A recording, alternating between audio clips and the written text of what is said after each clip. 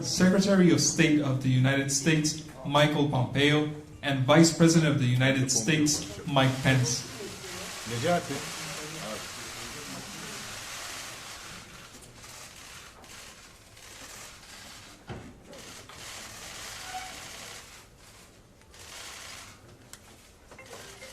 One week ago, Turkish forces crossed into Syria.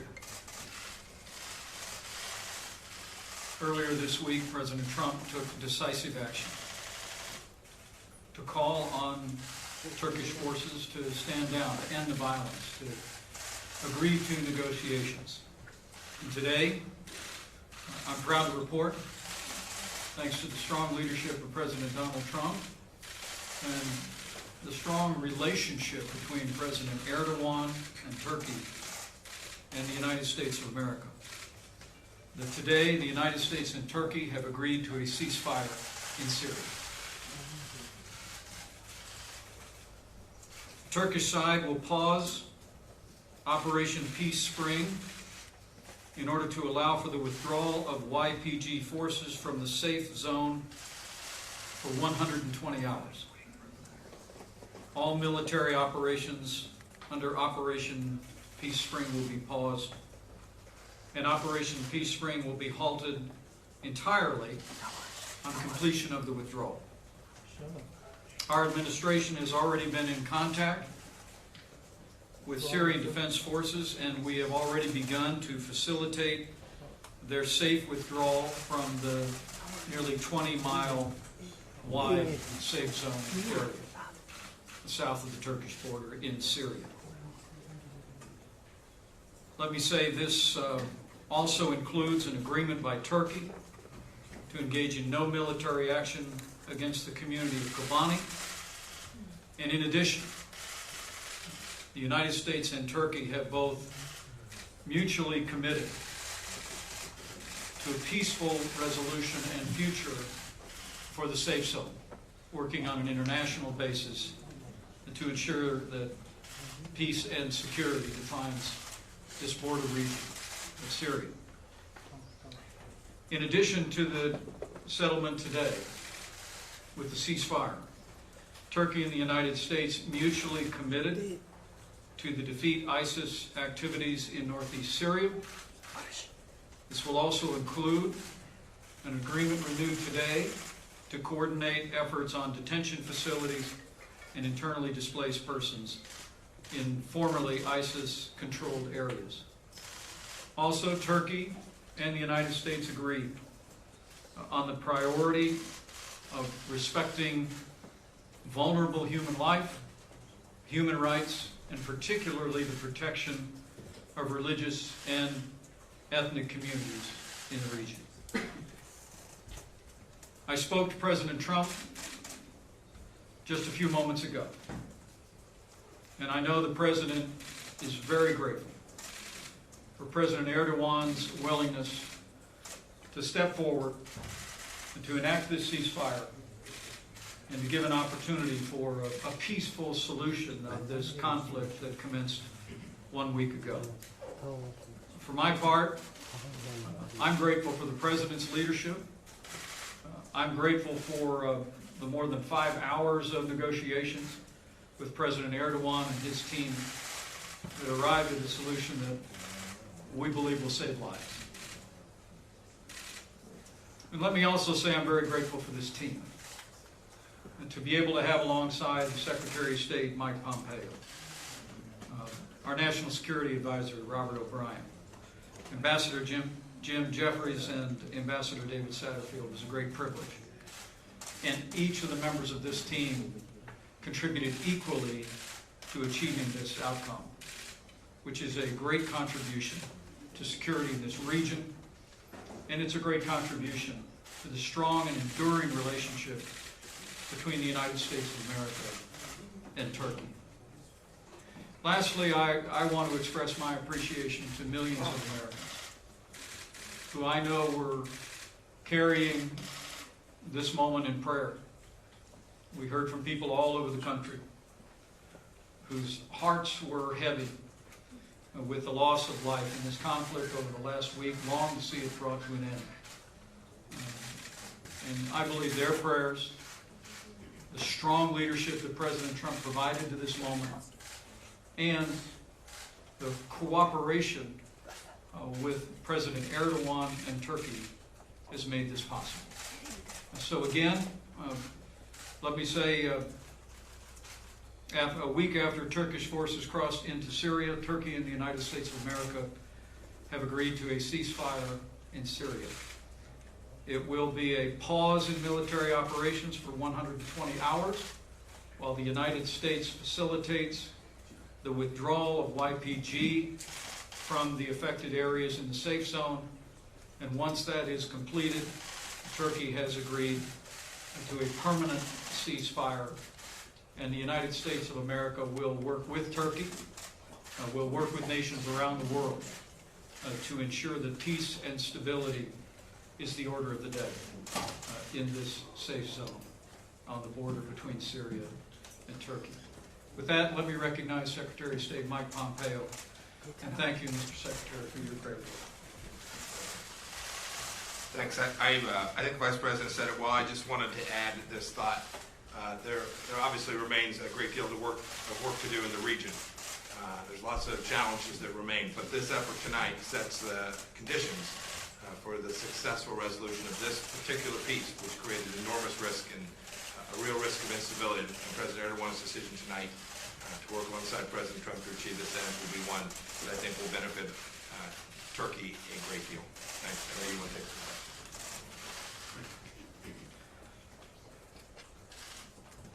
Humaira, right ahead. Thank you very much. How will you overcome the damage that's been caused over the past week? There's been a lot of animosity between U.S. and Turkey. A lot of things have been said, and a lot of threats of economic sanctions have been made. How are you going to repair the relationship going forward? Thank you. Well, first, as you'll see from the agreement, part of our understanding is that with the implementation of the ceasefire, the United States will not impose any further sanctions on Turkey. And once a permanent ceasefire is in effect, the President has agreed to withdraw the economic sanctions that were imposed this last Monday. But make no mistake about it, President Trump was very clear with our ally, Turkey, about American opposition, the Turkish military forces entering Syria. The President made that clear in his discussions and his correspondence with President Erdogan. And I believe that the candor and frankness that President Trump applied to this, and the strength of his relationship with President Erdogan, both contributed to the ability for this agreement to come about.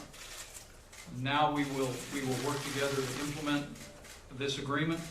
As I said, our team is already working with YPG personnel in the safe zone for an orderly withdrawal outside the 20-mile mark, and we're going to go forward together to bring peace and security to this region. I'm very confident of that. Okay, Gonja Shena. Gonja, please. Thank you. Gonja Shena from Charity World. There are reports by some international organizations on how YPG is treating ethnic and religious minorities in northern Syria.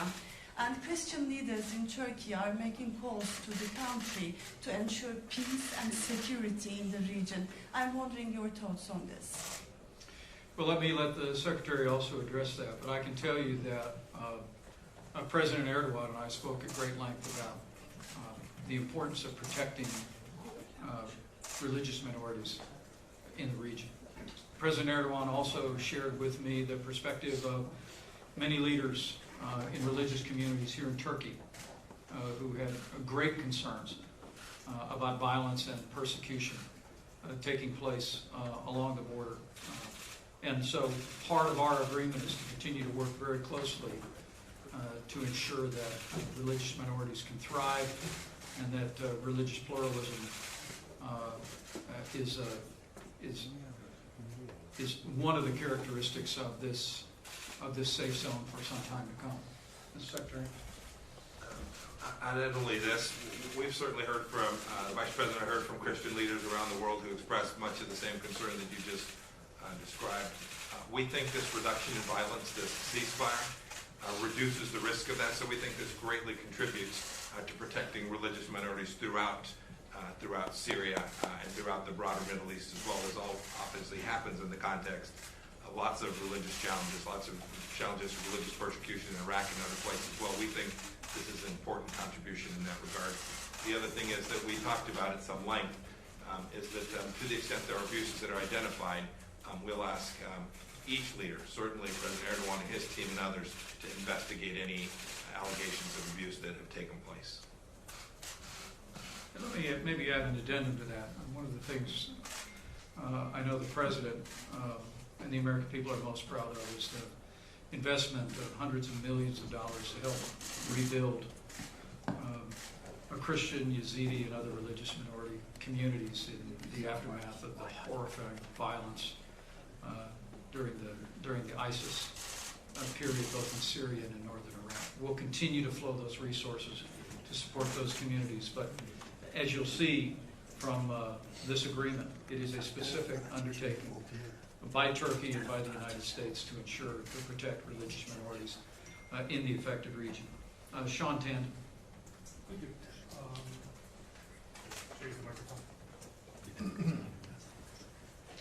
Thank you, Mr. Vice President. You mentioned that there's an organized withdrawal of the YPG fighters. Can you explain that a little bit more? You said there's been an agreement with them, where they're going to withdraw to, what do you see the future of them? And while there are obviously concerns here in Turkey about the YPG and that they're linked to the PKK, many in Washington say, for example, that they led part of the fight against the Islamic State group, against ISIS. What do you see for the future of northern Syria? Do you see any future for the Syrian Kurds politically there? Well, our commitment with Turkey is that we will work with YPG members, and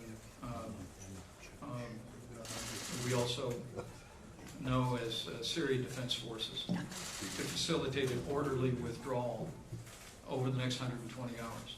Let me say that's literally already begun. And where they will be withdrawing from is the demarcation line, roughly 20 miles south of the border.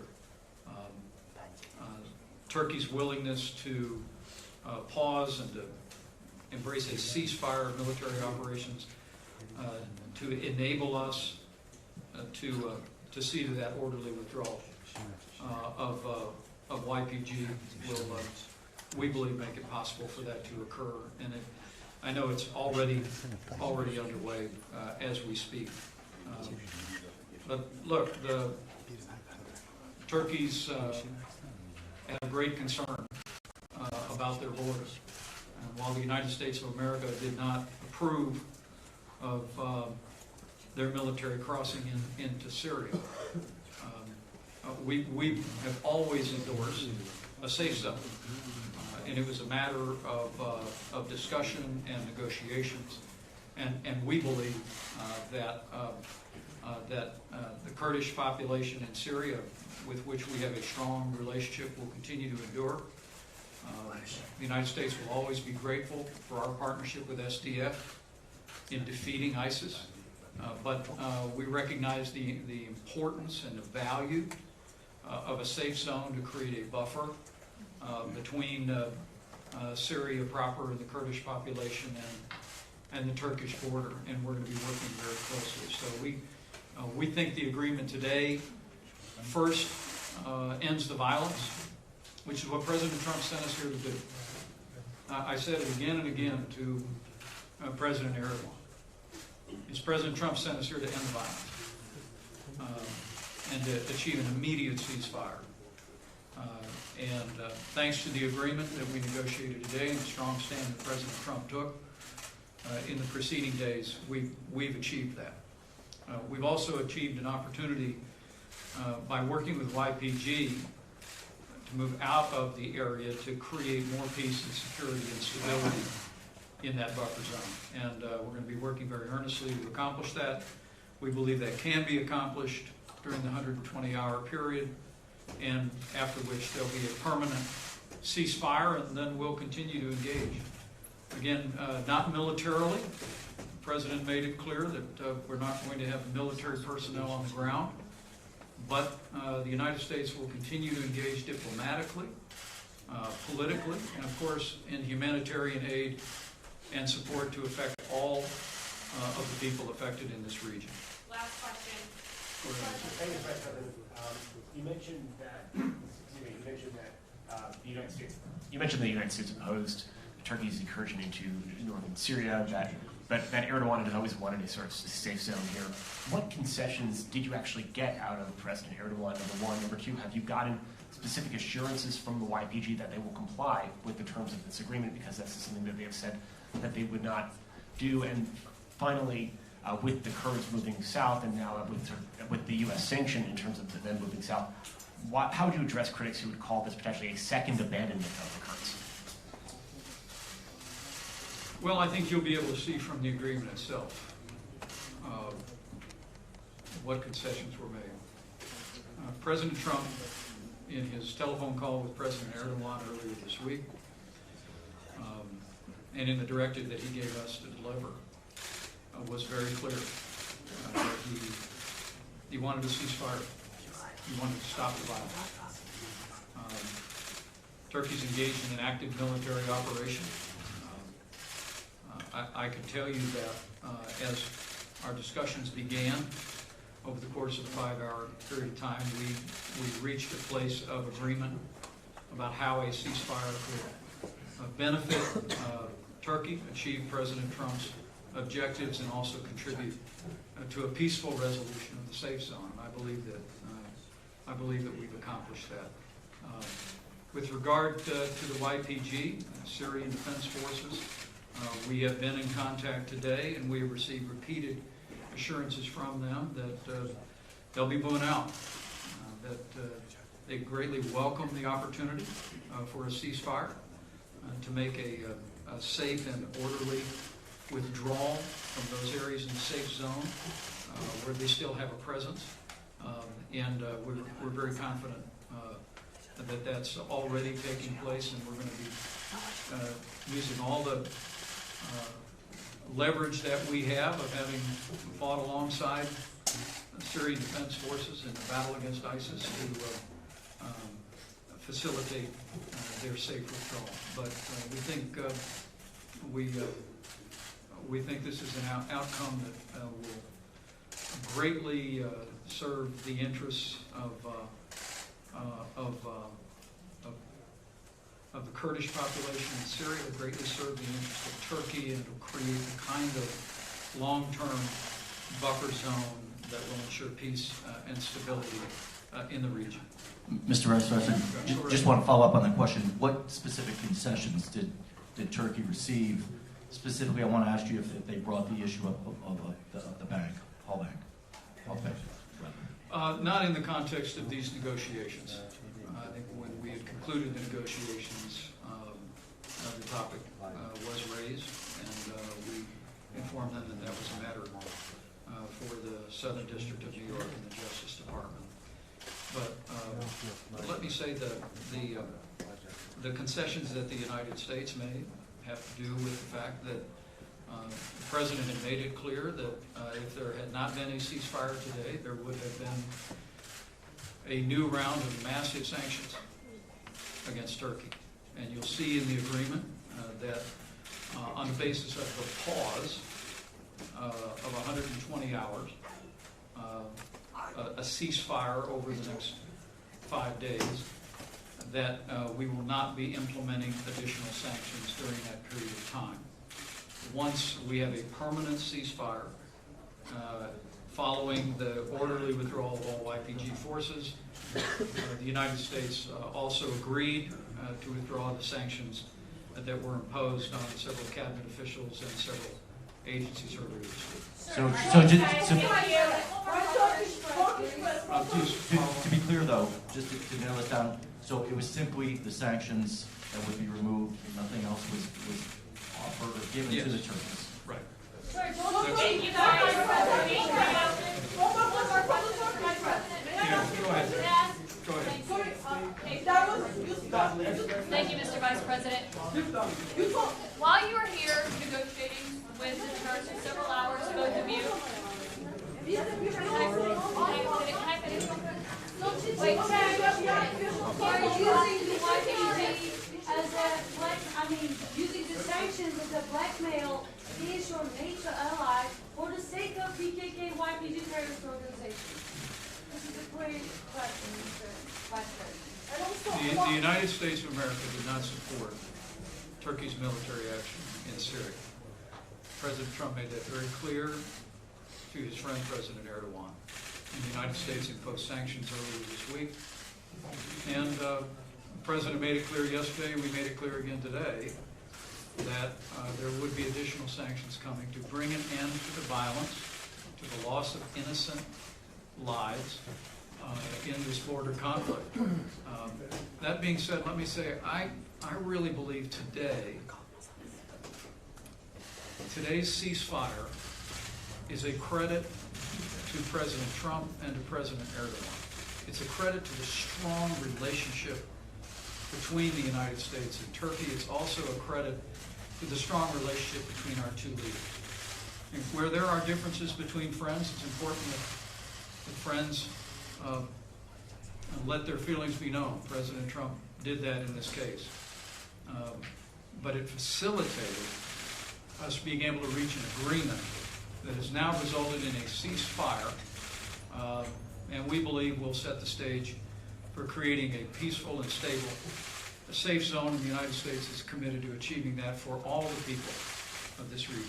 Mr. Vice President, can I finish my question that I started, please? Buyurun Sayın Basın Mensubu. Ama Türkiye gücünü